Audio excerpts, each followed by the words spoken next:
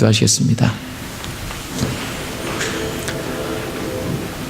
거룩하신 아버지 하나님, 은혜를 감사합니다. 오늘 또 주님 말씀을 듣고자 이렇게 저희를 모였습니다. 저희를 들을 수 있는 귀를 열어주시고 마음을 받을 수 있는 마음을 열어주셔서 주님의 말씀이 온전히 저희 안에 거하고 임할 수 있도록 인도하여 주옵소서. 하늘의 문을 여셔서 하늘의 음성을 직접 듣는 귀한 시간 되도록 인도하여 주옵소서. 예수 그리스도의 이름으로 감사하며 기도드립니다. 아멘. 감사합니다. 종려주일입니다. 예수님께서 만왕의 왕이시고 또 만주의 주가 되신다는 뜻으로 호산나 이렇게 외치던 바로 그날이 오늘입니다. 그런 의미로 오늘은 믿음의 고백을 우리가 하는데, 호산나 왕이신 하나님을 찬양합니다. 이렇게 믿음의 고백을 선포하겠습니다. 호산나 왕이신 하나님을 찬양합니다. 하나님을 찬양합니다. 한 번 더 하겠습니다. 호산나 왕이신 하나님을 찬양합니다. 예. 할렐루야. 예, 우리가 자주 읽는 성경은 아닌데 스가랴 9장 9절에 보면 이렇게 기록되어 있습니다. 시온에 따라 크게 기뻐할지어다. 예루살렘에 따라 즐거이 부를지어다. 보라, 내 왕이 내게 임하시나니 그는 공의로우시며 구원을 베푸시며 겸손하셔서 나귀를 타시나니 나귀의 작은 것 곧 나귀 새끼니라. 아멘. 고난주일의 첫째 날이기도 한 오늘 종려주일에 예수님께서 나귀의 새끼를 타고 이렇게 입성하시는 모습을 예수님이 오시기도 훨씬 전인 그 스가랴 선지자가 예언을 했는데, 그 모습 그대로 이렇게 예수님이 나귀를 타고 들어오신 것입니다. 나귀를 타고 들어오시는 그런 예수님을 향해서 사람들이 종려나무 가지를 들고 흔들었다고 해서 종려주일이라고 이렇게 부르게 되었습니다. 우리 종려나무 이렇게 멋있죠? 이렇게 큰 거를 흔들었을 것 같지는 않고 작은 걸 흔들었겠죠. 스가랴 선지자가 예언했던 이 당시에는 바로 그 유명한, 우리가 잘 알고 있는 알렉산더 왕이 그 이스라엘을 지배하고 있던 그런 시기였는데, 그는 점령하는 나라마다 이제 자신을 신으로 경배하라고 그렇게 요구했었다고 하죠. 제가 어렸을 때 이제 많은 친구들이 공부하면서 책상머리에 나에게 불가능은 없다, 뭐 이렇게 말을 써붙여 놓고 했던 기억이 있었는데, 바로 이 말을 했던 주인공이 알렉산더 왕입니다. 우리가 아무리 책상에 이런 글귀를 써 놓아도 그 불가능이 없다라는 말 자체가 이제 불가능하다는 사실을 우리가 얼마 지나지 않아 알게 됩니다. 공부하는 학생 때는 잘 몰라도 이제 커서 직장 생활하고 사회에 이렇게 나와 보면 그 말이 얼마나 허무맹랑한 말인지 이렇게 깨닫게 되지요. 또 크리스천인 우리는 영적으로도 하나님을 더 깊이 알아가면 알수록 우리가 얼마나 작고 또 하찮은 존재인지를 순간순간 우리가 깨닫게 됩니다. 결국 나중엔 이렇게 됩니다. 나에게 가능은 없다. 하지만 하나님이 함께 하시면 모든 게 가능하다. 아멘. 제가 보기에 이 알렉산더라는 사람은 참 불쌍한 사람입니다. 자신이 최고인 것으로 생각하고 이제 무엇이든지 마음만 먹으면 이제 다 해낼 수 있다고 이렇게 믿었던 그 사람도 결국 32살 일찍 나이죠. 그 나이에 죽었다고 하죠. 죽으면서까지도 자신의 그 후계자에 대해서 묻는 사람들에게 가장 강한 자에게 권자를 줄 것이다, 뭐 이렇게 말을 남겼다고도 합니다. 이게 참 불쌍하고 어리석다는 그런 생각을 하게 됩니다. 이렇게 자신을 신으로 경배하라고 했던 알렉산더와는 이게 완전히 반대되는 개념으로 스가랴는 예수님이 오시기 500년 전에 이미 메시아 오심을 이렇게 예언하고 있습니다. 시온에 따라 크게 기뻐할지어다. 예루살렘에 따라 즐거이 부를지어다. 보라, 내 왕이 내게 임하시나니. 아멘. 그런데 그분은 아주 겸손한 모습으로 오신다는 겁니다. 공의로우시고 우리에게 구원을 베푸실 그 전능자이신데도 그분은 너무나 겸손하셔서 나귀의 작은 것, 나귀 새끼를 타고 오십니다. 그리고 예수님은 스가랴 선지자의 예언대로 예루살렘에 예언한 그 모습 그대로 이렇게 입성하셨습니다. 사람들은 종려나무 가지를 들고 환호합니다. 전쟁에 승리해서 이제 군대를 이제 이끌고 성으로 들어오는 그런 개선 장군에게 하듯이 말씀으로 병을 고치고 기적을 일으키시고 또 수많은 그런 천국의 복음을 가르치셨던 그런 예수님을 호산나 이렇게 왕으로 환호하며 외칩니다.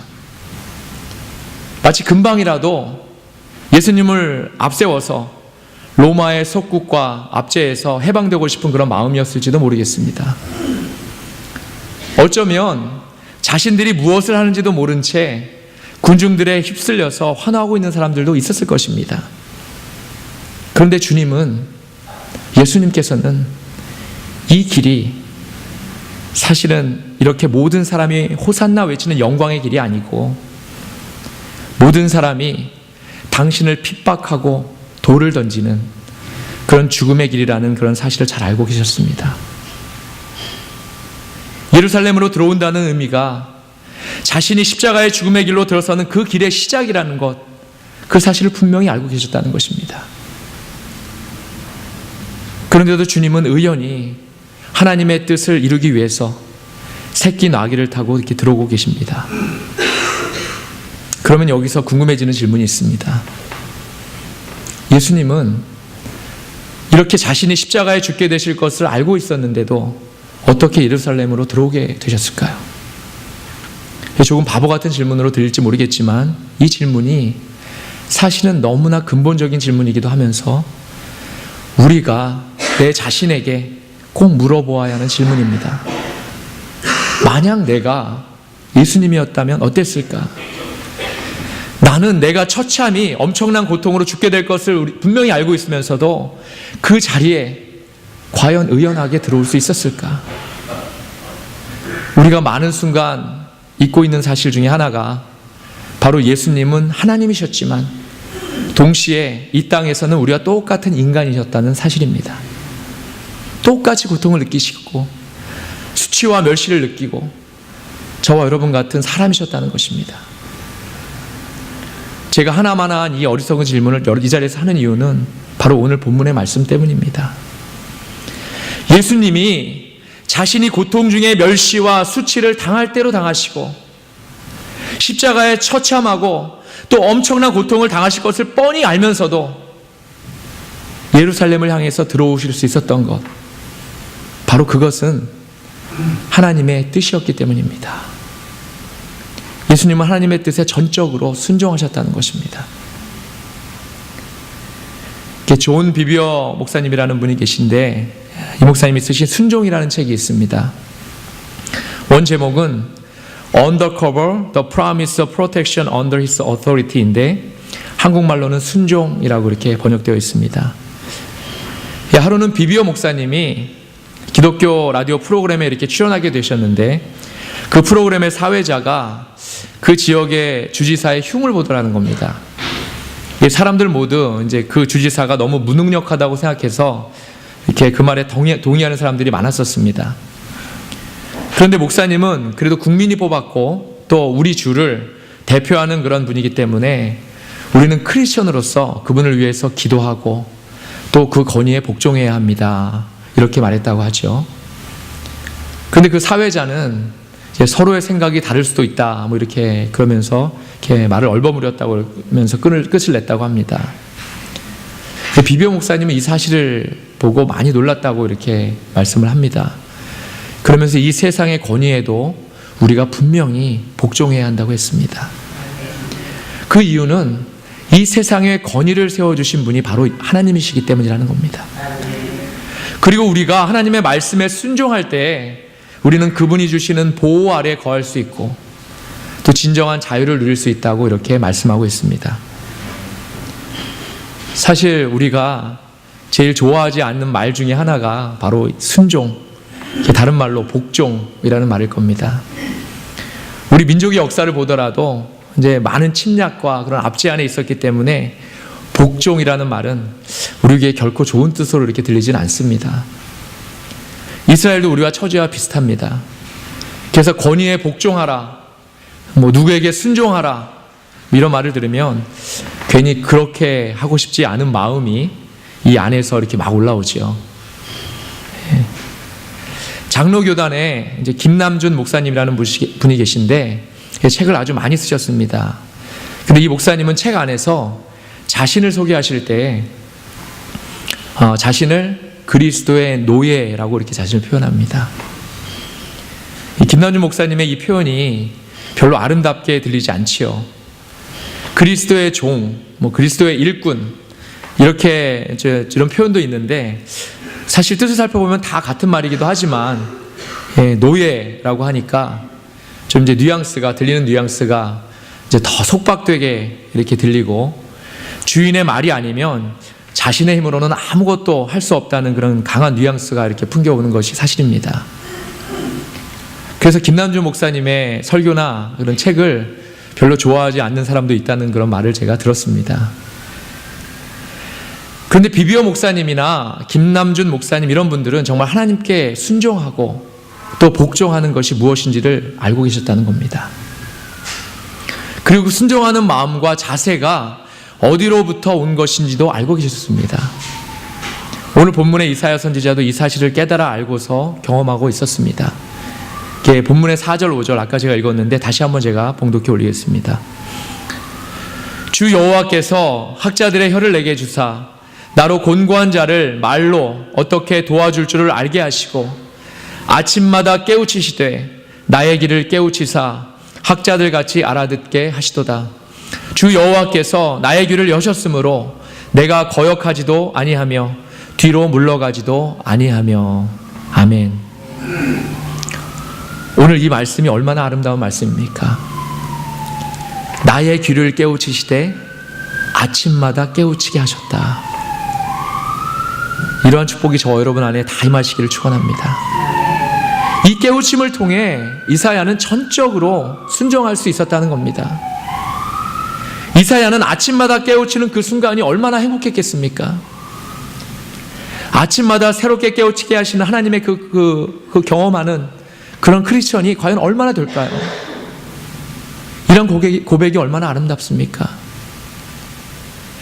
그러니 그 말씀에 순종할 수밖에 없다는 것입니다. 우리가 아침에 일어나서 이 새롭게 주시는 그런 하나님의 깨우침을 경험할 수 있다면 얼마나 좋겠습니까? 아침마다 새롭게 주시는 그 힘으로 순종할 수 있다는 것입니다. 그런데 이 순종은 그냥 말씀에 편하게 순종하는 그런 순종이 아닙니다. 6절과 7절입니다. 나를 때리는 자들에게 내 등을 맡기며 나의 수염을 뽑는 자들에게 나의 뺨을 맡기며 모욕과 침뱉음을 당하여도 내 얼굴을 가리지 아니하였느니라. 주 여호와께서 나를 도우심으로 내가 부끄러워하지 아니하고 내 얼굴을 부싯돌같이 굳게 하였으므로 내가 수치를 당하지 아니할 줄 아노라. 아멘. 나를 때리는 사람이 있으면 오히려 내 등을 대어주고, 그래서 더 때릴 수 있게 내어주고, 내 수염을 뽑을 정도로 나를 멸시하는 사람들에게는 뺨까지 내주고, 그 수많은 모욕, 침뱉음을 당해도 온전히 그분께 순종하겠다는 바로 그 순종입니다.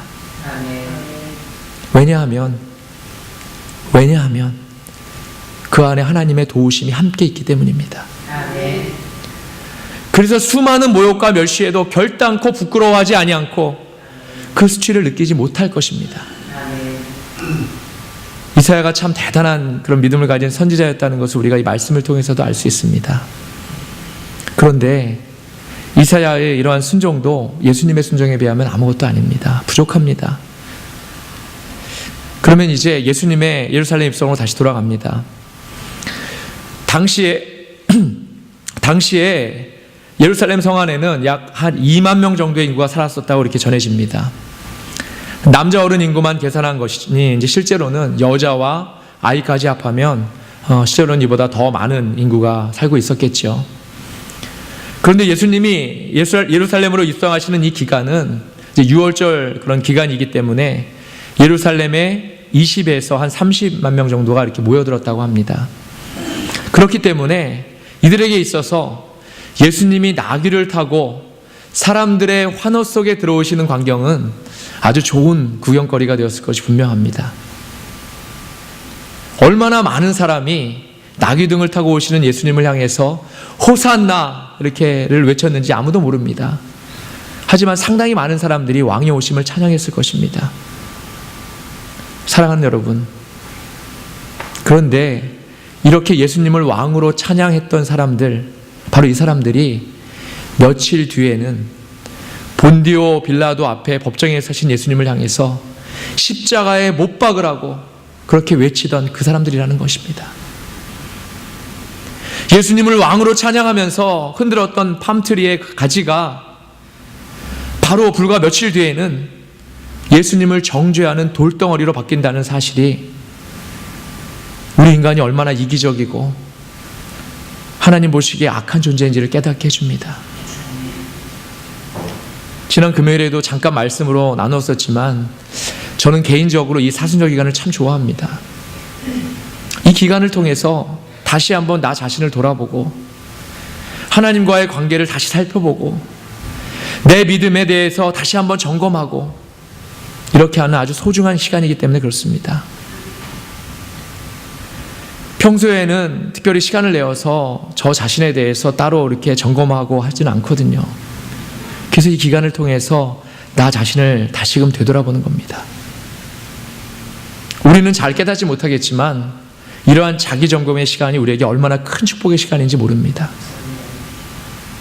저는 믿지 않는 사람들과 이렇게 대화를 나눌 기회가 많은데 사순절이나 고난주간이나 또 성금요일에 대해서 이렇게조차 모르는 사람이 많다는 사실을 이렇게 알게 되고 많이 놀랐습니다. 매스컴이나 주위에서 많이 들어보았을 텐데도 예수라는 이름은 들어보고 성탄절이나 이제 부활절은 들어봤지만 고난주간이나 이제 성금요일에 대해서 알지 못한다는 겁니다. 어저께 그 다음 그 서치를 보니까 이렇게 이제 자주 이렇게 그 리서치한 그 워드가 나오지 않습니까? 거기에 성금요일이 나왔더라고요. 그래서 좀 놀라기도 했었습니다. 사람들은 별로 이게 관심이 없습니다. 전혀 관심이 없다는 뜻입니다. 자신에게 별로 관심 없는 이야기다 보니까 듣기는 들었는데 한 귀로 듣고 한 귀로 이렇게 흘려보냈기 때문에 이런 것들에 대해서 알지 못한다는 겁니다.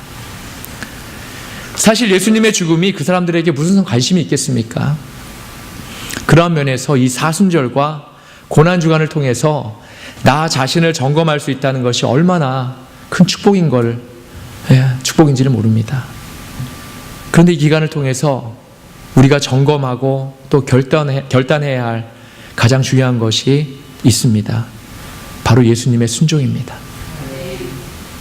죽기까지 하나님께 순종하셨던 예수님의 순종을 따라가겠다는 결단과 다짐입니다. 우리가 왜 순종해야만 하는가? 사실 우리가 그 이유를 찾게 되면 결과는 이렇게 나올 겁니다. 먼저 우리에게는 순종이 익숙치 않습니다. 순종보다는 교만과 잘난 체가 우리의 주 종목입니다. 순종하면 괜히 손해보는 것 같습니다.